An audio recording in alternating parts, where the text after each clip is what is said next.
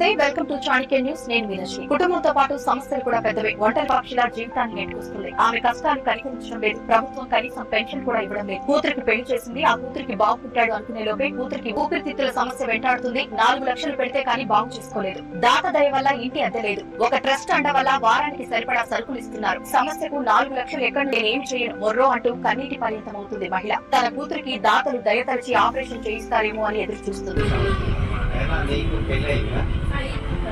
పిల్లలు ఉన్నారా?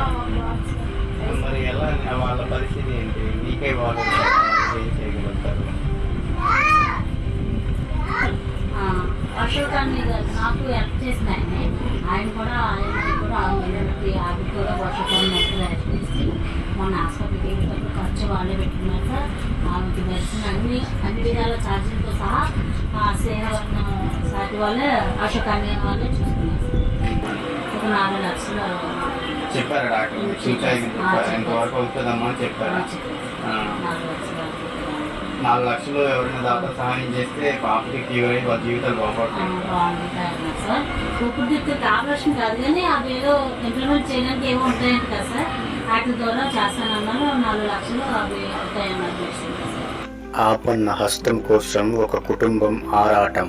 సహాయం చేయాలనుకునేవారు సంప్రదించండి. స్నేహభావం చారిటబుల్ ట్రస్ట్.